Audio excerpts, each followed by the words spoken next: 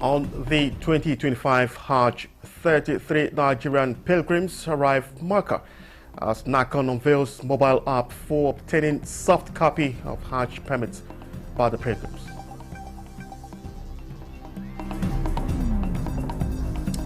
Governor Abdullahi Sule urges youth to explore opportunities in automobile industry as Nasarawa and two others set to drive electric car revolution.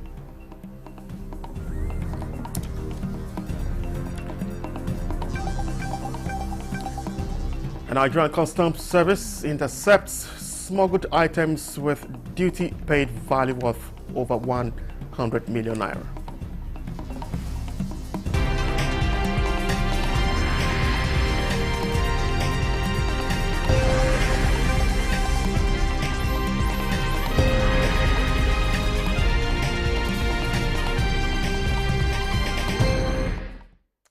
Hello and welcome to the news at 11 on NT News 24. We are live in Abuja and I am Charles Alpha with the news. The Sultan of Sokoto, Mohammed Saad Abubakar, has commended President Bola Tinubu for his commitment towards promoting religious tolerance amongst Nigerians, describing the move as catalyst for strengthening unity and ensuring speedy economic growth and development. The Sultan made the commendation during the commissioning of the Darul Center for Islamic Studies at Dan Bushia community in Chikun local government area of Kaduna State. Adamu Sunday reports. The growing menace of out-of-school children and its consequences remains a concern in Nigeria. In response, the Director General of the Department of State Services, Oluwaseun Ademola Ajayi, has built a learning center for orphans and indigent children in Dambushia community, Chukun local government area of Kaduna State, in line with President Bola Ahmed Tinubu's Renew Hope agenda of providing both Islamic and Western education to undeserved populations. At the commissioning ceremony, the Sultan of Sokoto, His Eminence Muhammad Saad Abubakar III, joined by the Coordinating Minister of the Economy and Minister of Finance Wale Edun, accompanied by the Minister of Budget and Economic Planning Atiku Abubakar and other dignitaries, encouraged Nigerians not to lose hope. They reaffirmed President Tinubu's unwavering commitment to steering the nation towards sustainable growth and development. Things will be better, inshallah, but let's be up and doing to fear Almighty Allah and what to do, how we do our things. The policy of the president is to stabilize the economy and reduce poverty. And we hope and pray that this is a foundation, for better things to come. Kaduna State Governor Senator Obasani, represented by Deputy Governor Dr. Adiza Sabuwa Balarebe, reinstated the administration's dedication to revitalizing the education sector. We are investing in reducing the out-of-school syndrome, constructing and renovating classrooms across all 23 local governments of our state, recruiting qualified teachers, and ensuring that the most disadvantaged children have access to quality education. While addressing the graduating students, the Deputy Governor urged them to remain steadfast in the pursuit of their dreams, emphasizing that education remains the legacy that can be given to any child. In recognition of President Bola Ahmed Tinubu's leadership and commitment to national development, the Darul Center for Islamic Studies was renamed in his honor. In Kaduna, Adamu Sunday, NTA News. The concerted effort towards facilitating the issuance of the Hajj permit, popularly called Nusuk card, to the Nigerian contingent for this year's Hajj is yielding the desired results, as about 33,000 of the pilgrims have been successfully moved to Makkah from Medina. Correspondent Jamilu Ibrahim reports that the Nakan office in Makkah has unveiled a mobile app for obtaining soft copy of the Hajj permit by the pilgrims.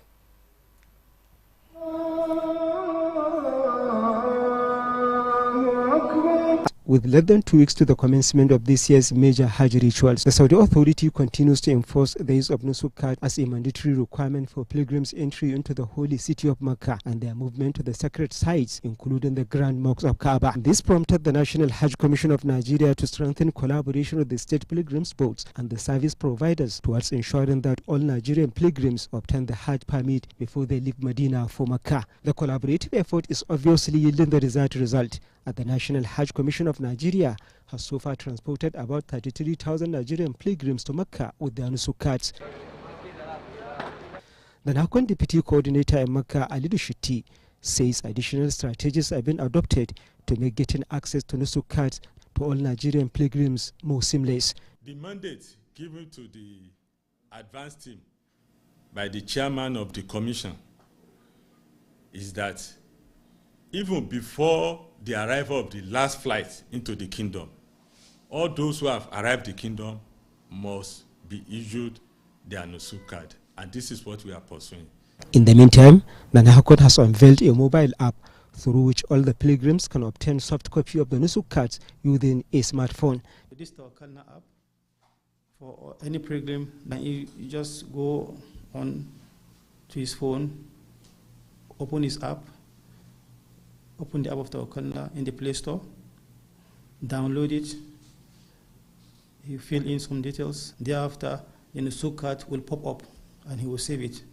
All the information will be on the Nusuk card in his phone. The NACON directs the State Pilgrims Board officials to bring this development to the notice of their respective contingent and to guide them on the simple procedure of using the mobile app, stressing that the smart copy of the Nusuk card serves the purpose as it can be presented to the Saudi security operatives upon request.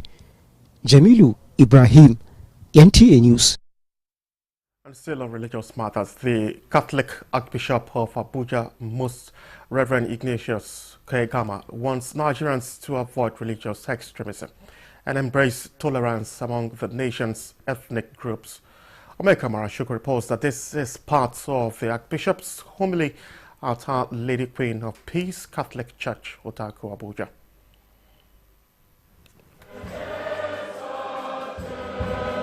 The Bishop's pastoral visit to Our Lady Queen of Peace Catholic Church was marked by a series of events, including the investiture of seminarians, the blessing of the chapel, as well as the installation of the tabernacle.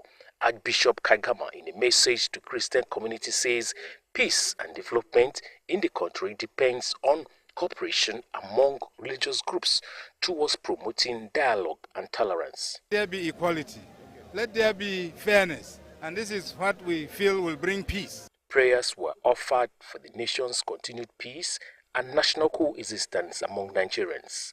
In Abuja, Omeka Marachukwu, NTA News. The presidential initiative on unlocking the healthcare value chain has revealed that the federal government is taking deliberate steps to build human capacity in the healthcare sector. According to the initiative, the National Coordinator, Dr. Abdul Mukhtar, the initiative aims to address existing gaps by ensuring that medical institutions receive the necessary support to empower healthcare professionals. During a visit to Al-Razi Medical University in Kano, Dr. Mukhtar restated that the collaboration aligns with President Bola Tinubu's vision to revolutionize the healthcare industry and is critical to unlocking Nigeria's healthcare value chain. Value chain, no matter how you look at it, the very beginning is the human capital, the basic knowledge, the foundation. So if you don't address that, you will not succeed. So what you are doing is completely aligned with our mandate because you are training the skills, the human capital for the future that will serve industry.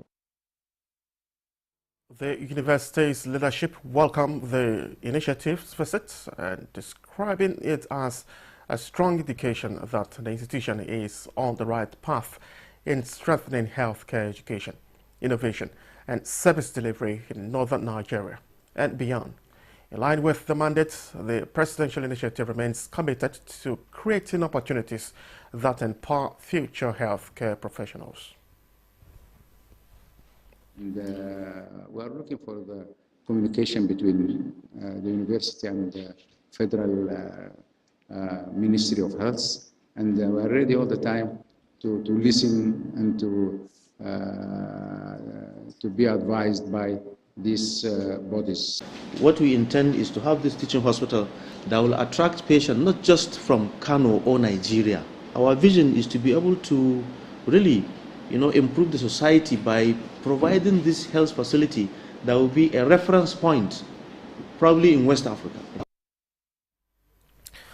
Media personalities are acknowledging the development strides of Governor Hyacinth Alia, especially his efforts in addressing key needs of the people within the last 2 years.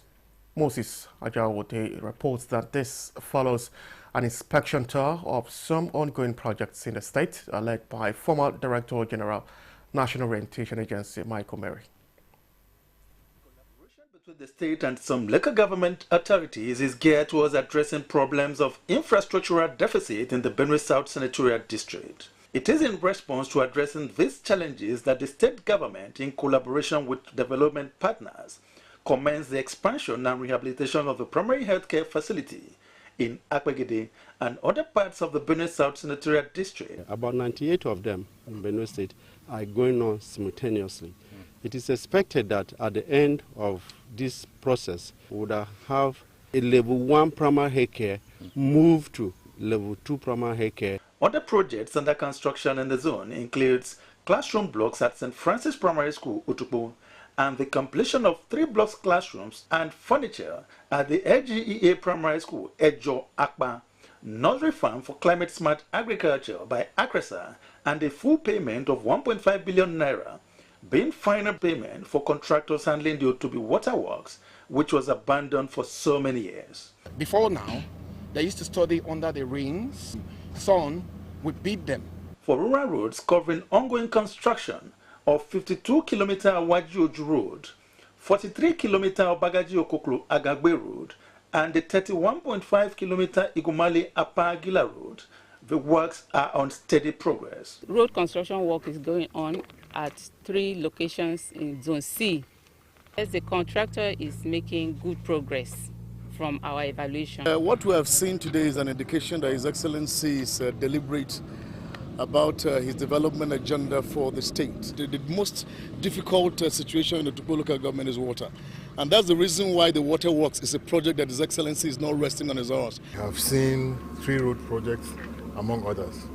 And what is interesting is the synergy between local government and the state governments. This is novel, and if all governments will do this, working with the state government to provide essential facilities, services, and infrastructure, I think Nigeria will be on the road to acquiring deserving developmental goals.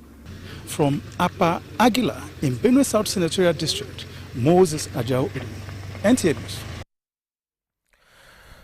Nasarawa has been selected among 3 states in the country to drive the electric car revolution. Aliu Tijani reports that Governor Abdullahi Sule said this in Lafia and urged youth to explore opportunities in the automobile industry. In order to reduce carbon emissions, Nigeria has adopted green energy with electric car as alternative to fossil fuel vehicle, with large deposit of lithium in the state, which is required for the production of battery. The good news is that electric car will be manufactured in the state. Governor Abdullahi Sule encourages graduates to take a step beyond academic certificate and learn skills in order to be employable. And you have had more than just digital economy. What about your children, the upbringing, responsibilities of us as individuals, having skill other than just certificate.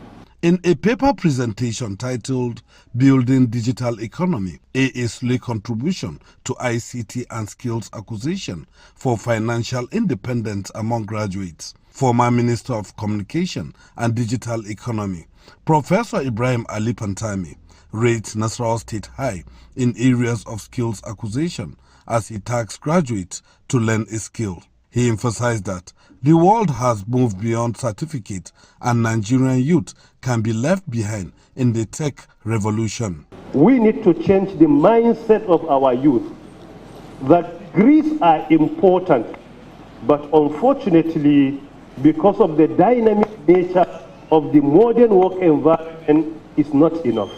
Other speakers, including Acting Rector of Isa Mustafa Agwe, the First Polytechnic Lafia, and the Alumni President of the school, all underscored the place of skills in digital economy, calling on youth to embrace it. In Lafia, Aliu Tijani, NT News.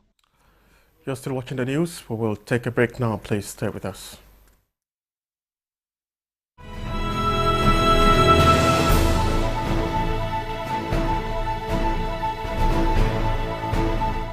From the creeks of the Niger Delta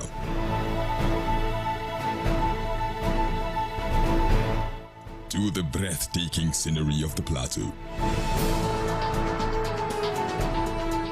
in noonday and nighttime, we set out to bring to you captivating stories that evoke your emotions. For fascinating documentaries and reports on day-to-day issues with expert analysis, tune in to NTA News 24, DSTV Channel 419, GoTV Channel 26, StarTimes Channel 101 and 433, and Free TV Channel 703.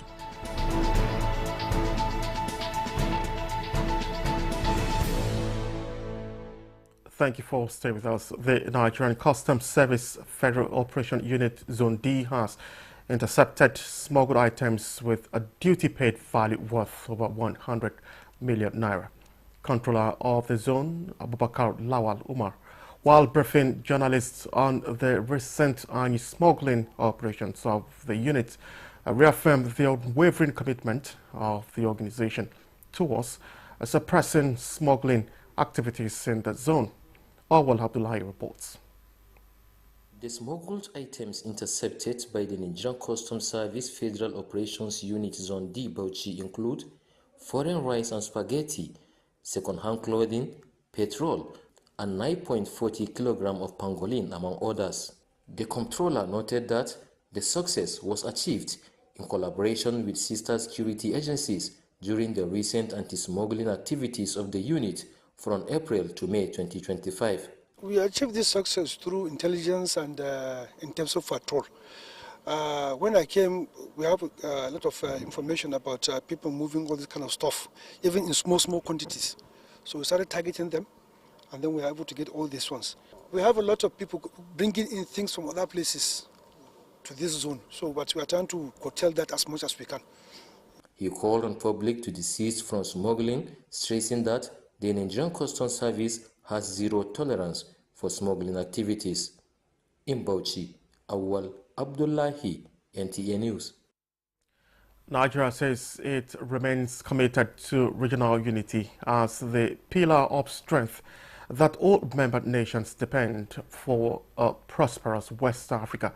Muhammad Rabiu Ali reports that this was the stand of the 35 Nigerian delegation to ECOWAS Parliament, led by Deputy Senate President Barrow Jibrin, at the presentation of the country's report to the first 2025 ordinary session holding in Abuja. Nigeria's report, presented by Representative Abianti Awaji Inombek, outlined the country's progress in the political development, security, economy, and human rights. Nigeria continues to make steady progress in promoting good governance and reinforcing the rule of law, reflecting its commitment to transparency, accountability, and inclusive development. On the security situation in the country, the report highlighted Nigeria's national security architecture, which faced serious challenges across regions, acknowledging measures introduced, surmounting the challenges, while affirming President Tinubu's commitment to security. The Nigerian armed forces are adopting technological warfare and reallocating resources to address these increasing threats through digital surveillance and counter-insurgency modernization. Gambia and Sierra Leone presentations also centered on access to justice, comprehensive judicial reforms, ECOWAS trade liberalization scheme, alignment with African Continental Free Trade Area protocols, social inclusion, among other areas. The government of Sierra Leone has continued to implement prudent fiscal policies and public financial management reforms to improve revenue mobilization and curb wasteful expenditure. The Gambia's electoral process has undergone significant improvements, particularly in the wake of the 2021 presidential elections, the 2022 National Assembly elections, and the 2023 council elections. All the three reports presented were adopted at the plenary. In Abuja, Muhammad Rabiu Ali, AT News. Governor Bala Mohammed of Bauchi State has restated his administration's commitment towards the provision of quality education and healthcare services for the people of the state. Awal Abdullahi reports that the governor gave the assurance when he received a delegation from UNICEF, the field office at Government House, Bauchi. Strategic engagement, according to Governor Bala Mohammed, is aimed to strengthen partnership with the international community with a view to addressing challenges of malnutrition and improving the quality of education in the state. The governor emphasized the need for capacity building to improve food production and security for a healthy life. We cannot rely on another state or another country because the prevalence of malnutrition is everywhere. And of course, this could be due to malnutrition, food insecurity, and even hunger. It has become a recurring decimal. And we are not blaming anybody. Of course, in Bauchi, we are a food basket. But certainly, we are afraid that this will affect the intellect and the intelligence of our children, so stunting and what have you, phenomenon. Because when there is a hunger, it will affect even the intelligent quotient of our children. And we are very aware of all this, and that's why we are working hard to improve the quality of life of our people so that they can put food on the table. Even before birth, the health of mothers and newborn children, their education, their protection, sanitation, and all these areas that can give them access to their basic rights. And you are a great support for the children to make these rights accessible to them. The meeting provides opportunity to discuss issues of common interest and strategic planning for sustainable growth and development of the state. In Bauchi, Awal Abdullahi, NTA News. Now, artificial intelligence, AI, is changing the world, but while it helps us work faster and smarter, there is a growing fear. Toyibat Anefuashe finds out what happens when AI power goes unchecked. Surveillance tools powered by AI are often deployed by individuals, corporations, and world governments to boost efficiency. However, experts say without proper regulation, it could come at a cost. The concern of privacy, surveillance and privacy. So government can use AI to carry out surveillance on its citizens and also invade on privacy. So there needs to be a clear line distinguishing privacy from government-based surveillance. So it's quite important that we begin to make note of this thing at this stage where the regulations, the governance and regulation is being discussed. There's still the possibility of AI being used for weapon. So military AI, which includes autonomous drones, cyber weapons, can lead to largely unpredictable and dangerous escalation of conflict. A giant tech company, Apple, agreed to pay $95 million to settle a court case alleging some of its devices were listening to people without their permission. This gives credence to the worries about data privacy. Experts say AI models trained with biased data can make unfair decisions. AI systems generally are trained on data sets, and the data sets that is used to train AI systems can be biased, and if they are biased, there is every tendency that the result or the output that the AI model or the AI system will bring forth would have a level of discrimination, especially in cases like where they want to take forth, they want to recruitment processes or money lending processes. So biased data has the tendency of bringing forth biased AI results. So experts advocate the need for regulation and transparency in AI models. So that way, AI can work for people and not against them. In Abuja, Toyiba Anifoche, NTA News. And with that, we end the news at 11 on NTA News 24. Many thanks for watching. I am Charles Alpha.